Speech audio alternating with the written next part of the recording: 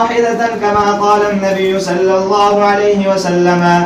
فنظر النبي صلى الله عليه وسلم إلينا ثم ضحك حتى بدت نواجزه ثم قال ألا أخبرك بإدامهم؟ قال إدامهم بالام ونون. قالوا وما هذا؟ قال ثور ونون يأكل من زائدة كبدهما 70,000. عن سهل بن سعد رضي الله عنه قال سمعت النبي صلى الله عليه وسلم يقول يحشر الناس يوم القيامة على أرض بيضاء عفراء كقرصة نقي. قال سهل أو غيره ليس فيها معلم لأحد.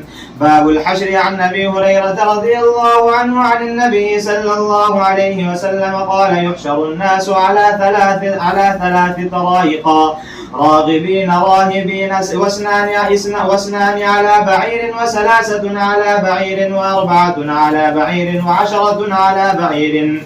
وتحشر بقيتهم النار تقيل معهم حيث قالوا وتقيل معهم حيث قالوا وتبيد معهم حيث باتوا وتصبح معهم حيث أصبحوا وتمسي معهم حيث أمسوا. عن عائشة رضي الله عنها قالت قال رسول الله صلى الله عليه وسلم تحشرون حفاة عراة غرلا.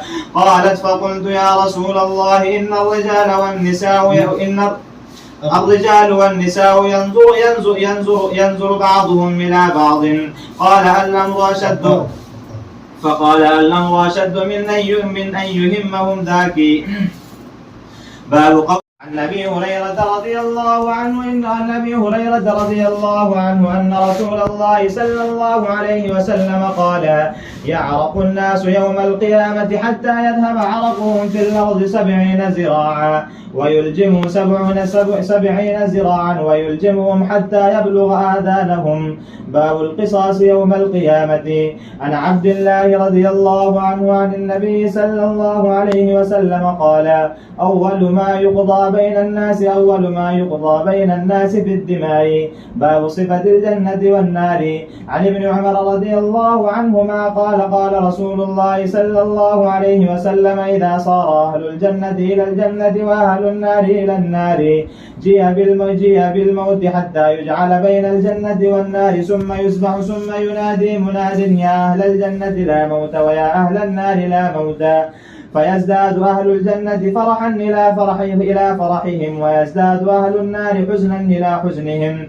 عن أبي سعيد الخدري رضي الله عنه قال رسول الله صلى الله عليه وسلم إن الله تبارك وتعالى يقول لأهل الجنة يا أهل الجنة فيقولون لبيك ربنا وسعديك فيقول هل رضيتم؟ فيقولون وما لنا لا نرضى وقد أعطيتنا ما لم تعط أحدا من خلقك. فيقول أنا أعطيكم أفضل منك. فيقولون أي شيء أفضل منك؟ فيقول أحل عليكم رضواني فلا أسخط عليكم بعده أبدا. عن أبي هريرة رضي الله عنه عن النبي صلى الله عليه وسلم قال ما بين منكبي الكافر مسيرة 3 أيام للراكب المسرع. عن أنس بن مالك رضي الله عنه عن النبي صلى الله عليه وسلم قال يخرج قوم من النار بعدما مسهم منها سفح فيدخلون الجنة فيسميهم أهل الجنة الجهنمين. عن النعمان بن بشير رضي الله عنه قال سمعت النبي صلى الله عليه وسلم يقول إن أهل النار عذابا يوم القيامة رجل يوضع في أخمص قدميه جمرتان يغلي منهما دماغه كما يغلي المرجل والقمقم. عن أبي هريرة رضي الله عنه قال النبي صلى الله عليه وسلم لا يدخل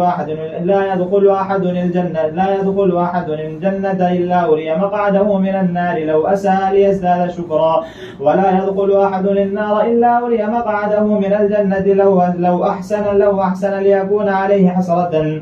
باب الحوض.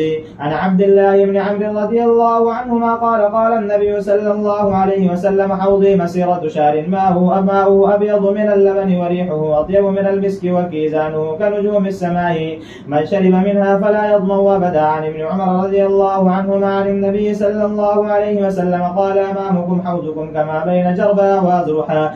عن أنس بن مالك رضي الله عنه قال إن رسول الله صلى الله عليه وسلم قال إن قدر حوضي كما بين أيلة وصنعاء من اليمن وإن فيه من اللباريق كعدد نجوم السماء. عن أبي هريرة رضي الله عنه عن النبي صلى الله عليه وسلم قال بين أنا نائم فإذا زمرة حتى إذا عرفتهم خرج رجل من بيني وبينهم فقال هلم فقلت أين؟ قال إلى النار والله قلت وما شأنهم؟ قال إنهم ارتدوا بعدك على أدبارهم القهقرى. ثم إذا زمرة حتى إذا عرفتهم خرج رجل من بيني وبينهم فقال هلم قلت أين؟ قال إلى النار والله قلت ما شأنهم؟ قال إنهم ارتدوا بعدك على أدبارهم القهقرى وما أرى إلا يخلص منهم مثل همل الغنم